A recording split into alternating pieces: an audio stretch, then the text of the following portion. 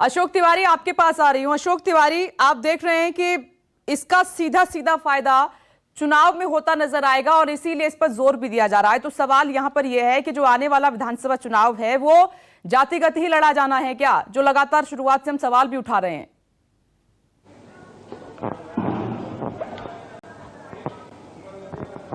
देखिए, इस बात में कोई संदेह नहीं है कि उत्तर प्रदेश में हर बार जब चुनाव आते हैं तो लोग ये कहते हैं कि विकास के एजेंडे पे हम चुनाव लड़ने जा रहे हैं। हमारी सरकार ने तमाम सारे विकास किए, चाहे कोई पॉलिटिकल पार्टी रही हो, चाहे कोई पक्ष में रहा हो, सत्ता में रहा हो या विपक्ष में रहा हो। तो कोई ये नहीं कहता है कि वो जातिगत आधार पर चुनावी मैदान में जा रहा है। लेकिन आप किसी भी पॉलिटिकल पार्टी को देख लीजिए, मैं सबकी बात कह रहा हूं, कोई ब्राह्मण सम्मेलन कर रहा है लेकिन उसका नाम बदल दिया गया, प्रबुद्ध वर्ग विचार गोष्ठी, लेकिन वो सम्मेलन ब्राह्मणों का है। ठीक इसी तरह से अगर कहीं आप देखिए कि जब मंत्रिमंडल विस्तार होता है तो उसमें भी जातीय असंतुलन खासतौर पर ध्यान रखे जाते हैं। जब भी संगठन की इकाई का विस्तार किया जाता है किसी भी पॉलिटिकल पार्टी में तो उसमें भी जाति का विशेष ध्यान रखा जाता है, क्योंकि उत्तर प्रदेश और बिहार ये देश के दो ऐसे राज्य हैं जहां पर डेवलपमेंट से ज्यादा जाति का मुद्दा हमेशा चुनाव में हावी देखने को मिला है। आपको याद होगा कि अभी बीते दिनों जब सबसे पहले मायावती ने उत्तर प्रदेश में ब्राह्मण सम्मेलन कराने का ऐलान किया तो उसके बाद अखिलेश यादव ने भी तमाम सारे ब्राह्मण नेताओं के साथ अलग बैठक की। और जब उनसे पूछा जाता है कि क्या आप ब्राह्मण सम्मेलन उत्तर प्रदेश में करने जा रहे हैं तो उनकी तरफ से जवाब यही आता है, चाहे कोई दल हो, मैं सबकी बात कर रहा हूं, कि वो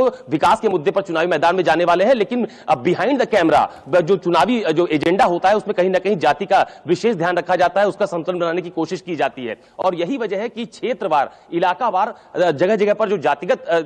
जो छत्रप नेता हैं, जो जिनका जातियों पर अच्छा प्रभाव है, उनको जोड़ा जाता है, उनको अभियान में लगाया जाता है। तो यह जरूर है कि डेवलपमेंट की बात कही जाएगी, विकास के मुद्दे पर चुनाव लड़ने की बात कही जाएगी, लेकिन कहीं ना कहीं बिहाइंड द कैमरा जाति एक बहुत अहम मुद्दा है उत्तर प्रदेश के चुनाव को लेकर। और यह मैसेज देने की कोशिश सबकी तरफ से की जाती है, बीजेपी की तरफ से, कांग्रेस की तरफ से, या समाजवादी पार्टी की तरफ से, या बीएसपी की तरफ से, क्योंकि सबका जो बेस वोटर है, जो कोर वोटर है, जो कहा जाता है कि पार्टी के साथ जुड़े हुए मतदाता हैं, उस पर ज्यादा फोकस किया जाता है। और यह कोशिश की जाती है अगर दूसरे वर्ग भी उनके साथ आ जाएं तो शायद उनके लिए सत्ता की राह आसान हो सकती है। और उत्तर प्रदेश में इस तरह के प्रयोग पहले भी होते रहे और इन दिनों भी देखे जा रहे हैं।